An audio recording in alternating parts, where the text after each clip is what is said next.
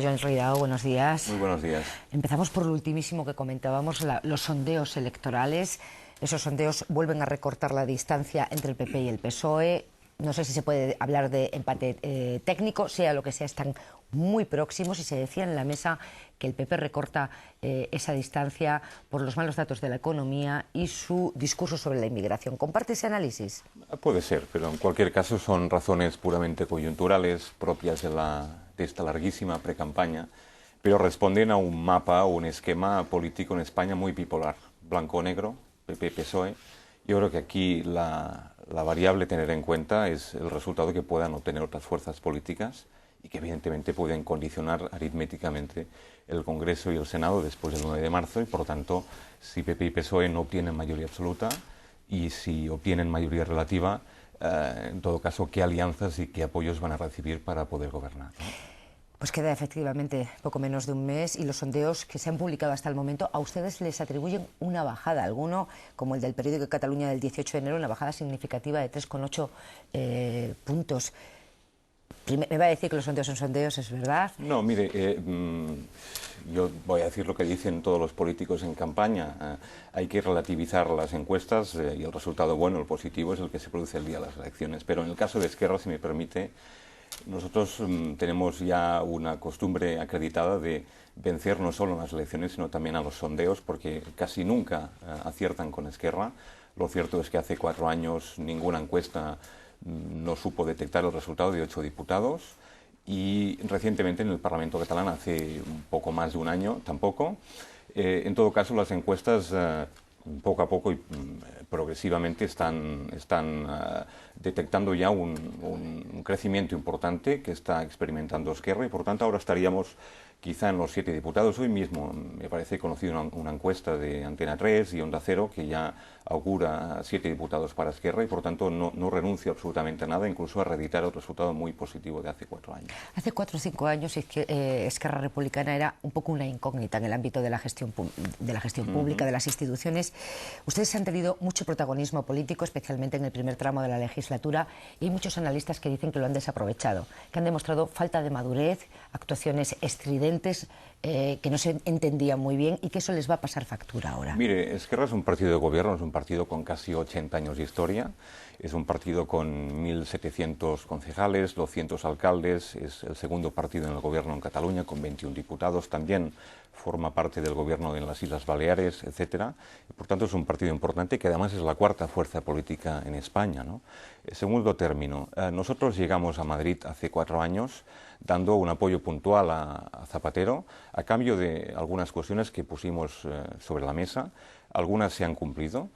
Por ejemplo, ayudamos a imprimir un giro social a la gobernación de España y, por tanto, a desarrollar el programa socialdemócrata del PSOE. Quiero citar alguna iniciativa importante que además tuvo el concurso decidido de Esquerra, como la Ley de Igualdad de Oportunidades o, por ejemplo, la Ley del Matrimonio Homosexual, el hecho de que se tirara para atrás el plan ideológico o, por ejemplo, una ley de financiación de partidos que ha hecho posible que los donativos anónimos ya no sean legales, o por ejemplo una ley del sol que reserva el 30% para promover vivienda pública. Por tanto, el balance en esa primera etapa, que nosotros juzgamos como un auténtico bienio progresista, es muy positivo. Luego vino el encontronazo con un tema fundamental, que fue el tema del estatuto, que tiene mucho que ver no solo con el estatuto catalán, sino con el modelo de Estado, porque también lo cierto es que nosotros dimos apoyo a Zapatero para llegar a un acuerdo histórico con la izquierda española para ir transitando poco a poco hacia espacios de más soberanía, de más poder político en Cataluña, a cambio de un encaje o de un modelo de relación federal con España. Y nosotros, al final de este periodo, juzgamos como un auténtico fracaso esa apuesta. Y luego vino una segunda parte de la legislatura, en la que yo creo que Zapatero lo ha dejado todo a medias, ha incumplido la mayor parte de sus compromisos y, sobre todo, en el balance del debate sobre el modelo territorial creo que merece un suspenso clamoroso. Y, por tanto, desde ese punto de vista no es positivo al 100% este periodo o esta legislatura, pero sí en la primera parte, insisto, creo que el trabajo que hizo Esquerra fue muy positivo y el balance también. Luego volveremos con Zapatero y con las expectativas que pueda tener para gobernar o no después de las elecciones, pero al hilo de lo que le decía, probablemente tiene una explicación de coherencia interna que es más difícil de explicar, pero no deja de provocar desconcierto el que la semana pasada, sin ir más lejos, en el seno del Gobierno de Cataluña se diversificara un voto en el Parlamento. Esquerra Republicana, que gobierna con el PSC, vota a favor de una moción de CiU contra el presidente Montilla a propósito del trazado no fue del contra el AVE. presidente Montilla, fue por una decisión que en primer lugar no corresponde al gobierno catalán. Es decir, el hecho de hacer pasar la alta velocidad por el centro de Barcelona es una decisión que corresponde al gobierno español, que además se remonta al año 2002 y que fue producto de un acuerdo político entre el Partido Popular, cuando era ministro el señor Cascos, cuando CiU gobernaba en Cataluña, y además con el apoyo también de alcaldes socialistas del área metropolitana de Barcelona. Y Esquerra se opuso en el 2002, hizo alegaciones, luego en el Ayuntamiento de Barcelona, donde ahora está en la oposición, también se manifestó en contra y nadie hubiera entendido que en el Parlamento catalán hubiéramos hecho una cosa distinta. Por tanto, yo apelo a la coherencia, sobre todo en una votación que además no pone en cuestión la estabilidad ni la cohesión del gobierno porque no corresponde a sus competencias ni a sus atribuciones. Si hubiéramos hecho otra cosa, si hubiéramos dado apoyo al PSC y de forma crítica a esa posición que mantiene el PSC en Cataluña, alguien nos hubiera criticado también por ser incoherentes. Por tanto, prefiero el eventual coste de imagen o la erosión que puede suponer la falta de cohesión en el gobierno en un tema que no es de su competencia, que el coste o el gasto que hubiera supuesto para Esquerra el hecho de haber manifestado un voto incoherente con sus posiciones en los últimos años. Este fin de semana decidían las líneas maestras de su programa electoral y me va a permitir la expresión, pero en la prensa de Madrid se subrayaba ayer que era un programa más social que soberanista y que eso se hacía para agradar al PSOE en el hipotético caso de que ganen las elecciones y les necesite para gobernar. Es un programa que combina, yo creo que a partes iguales, lo que es Esquerra, un partido de izquierdas y por tanto progresista y avanzado, y un partido evidentemente independentista y que trabaja con un objetivo, con un horizonte, que es la consecución progresivamente de una mayoría social y política que haga posible en el siglo XXI que Cataluña pueda ejercer democráticamente su derecho a decidir cuando así lo crea conveniente. Y por tanto, venimos a hacer política en España, sobre todo para atender a los intereses y a los problemas de la gente en Cataluña. Pero el referéndum soberanista no está en el programa, ¿o sí está? No, el referéndum está evidentemente implícito en el programa y por tanto nuestros objetivos políticos. No, es que en estos 4 años de legislatura en España difícilmente se va a conseguir que en las Cortes Generales se proclame la independencia ni que se dé apoyo a un referéndum. Eso se va a conseguir si hay una mayoría social y política. Por tanto, en democracia la regla de la mayoría y por tanto la voluntad de la mayoría es lo que prima. Es decir, no hay ni tanques, ni ejércitos, ni constituciones que valgan a la hora de impedir cualquier decisión democrática. Se ha visto en Montenegro, se va a ver seguramente en Escocia en el 2010, pero eso no es el propósito fundamental de nuestro quehacer político en España. Es decir, vamos a España, por ejemplo, para que el gasto social crezca y llegue al 2,1% del PIB español, porque eso también beneficia a Cataluña, así como al conjunto del Estado. Y por otro lado vamos a hacer también pedagogía, no en España, acerca de, digamos, de lo que es Cataluña, sino pedagogía interna, es decir, desde Madrid hacia Cataluña, explicando los obstáculos y dificultades que tenemos de llegar a un encaje y a una dependencia más cómoda y más flexible en España. Y eso es lo que vamos a hacer estos 4 años. Ese Zapatero que merece un suspenso rotundo, ha dicho hace unos minutos. En política territorial. Pero no en la política social, insisto, en la que hemos contribuido de forma decisiva también a hacer cosas muy importantes. Si gana las elecciones del 9 de marzo y se encuentra en una situación de mayoría precaria que necesite de apoyos externos, ¿contaría con el apoyo de Esquerra Republicana? Lo hicimos hace 4 años. También debo decirle que somos más escépticos y más descreídos. Porque, ¿Y con qué condiciones? Mire, un par o tres de condiciones muy básicas. La primera es un tema que forma parte en un lugar destacado en nuestra agenda política, que es la consecución de un nuevo modelo de financiación. Por tanto, objetivo número 1, una financiación justa y equitativa que recorte sustancialmente el actual déficit fiscal, que está al entorno de los 20.000 millones de euros en Cataluña. Por tanto, un 10,5% de nuestro PIB, de toda nuestra riqueza. Y también la publicidad de las balanzas fiscales para centrar el debate. Y por tanto es un tema fundamental, porque no podemos ir a una negociación con las cartas marcadas.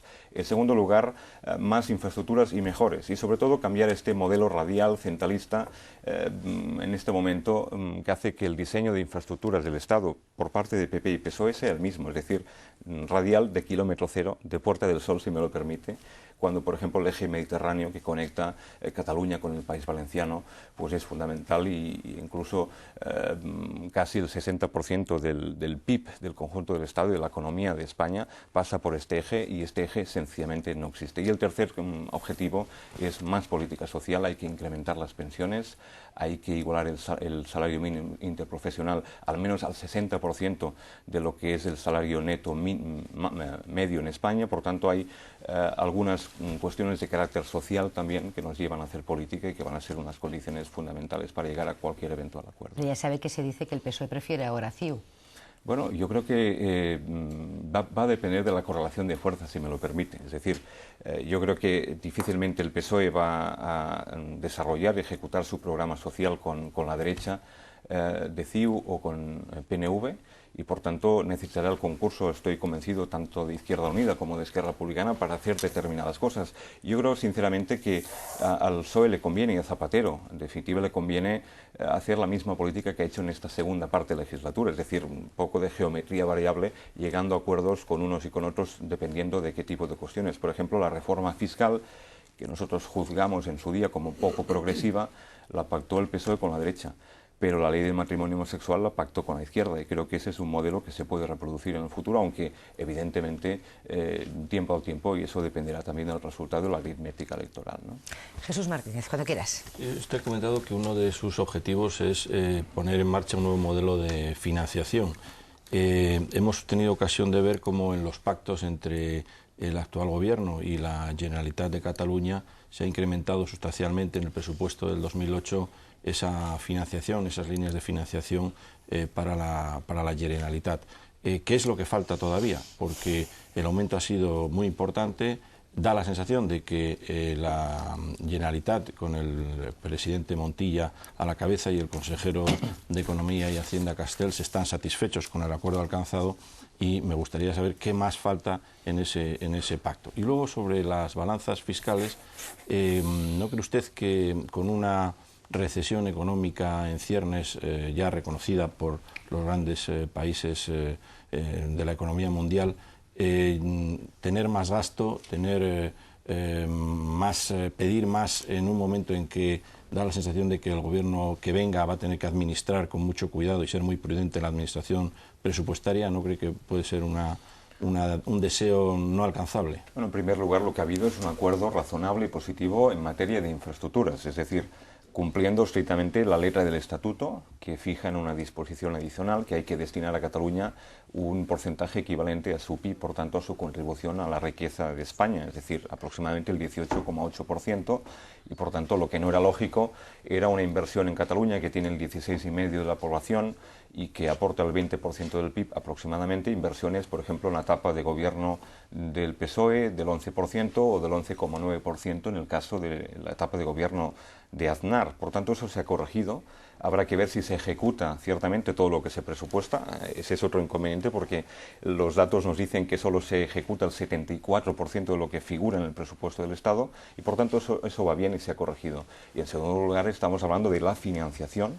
Por tanto, estamos hablando en definitiva de una cuestión muy distinta. Es decir, Cataluña tiene en este momento una relación fiscal con España claramente deficitaria y a una distancia abismal de los regímenes de concierto económico. Es decir, por cada euro que tiene, por ejemplo, el señor Ibarretxe para atender a sus necesidades en el País Vasco, pues nosotros no llegamos al 30%, por tanto hay un 70% más de recursos para algunos ciudadanos del Estado que no hay en Cataluña para atender algunas necesidades básicas. Déjeme decirle otra cosa.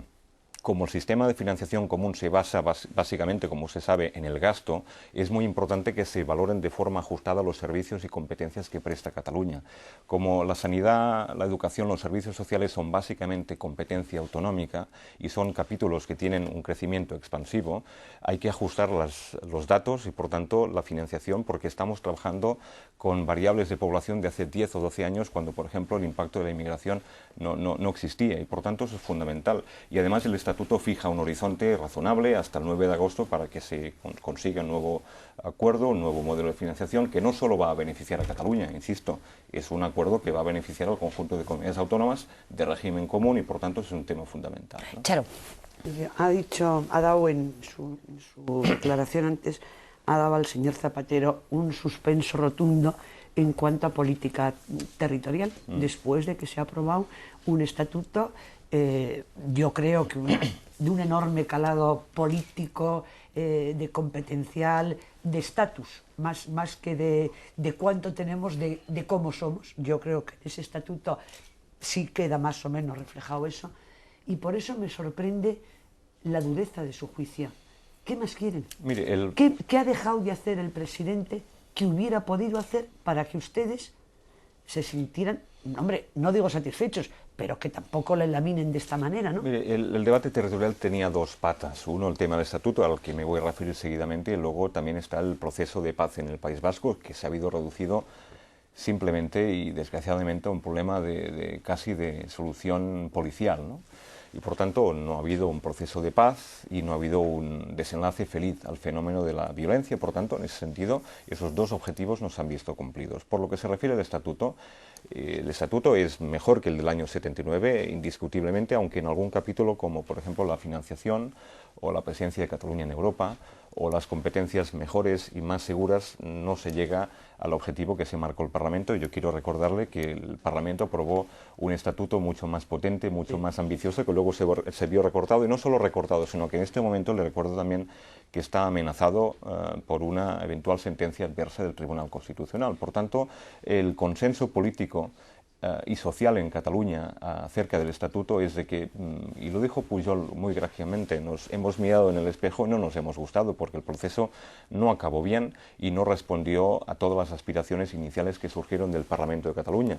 Lo cierto es que luego en el referéndum que se hizo para promulgar el estatuto, pues no participó casi el 50% de la población. Eso quiere decir que hay un distanciamiento y, por tanto, un alejamiento muy, muy importante de lo que luego se aprobó en Madrid, insisto, con el concurso de las principales fuerzas políticas que dieron, digamos, la espalda a aquello que aprobó el Parlamento inicialmente. Sí, te veo con ganas, Charo, de replicar, pero tenemos un minuto porque la locura en la que viven los políticos españoles en este momento de precampaña hace que se tenga que ir nuestro invitado en unos minutos. O sea que si quieres replicar, que pregunten mis compañeros.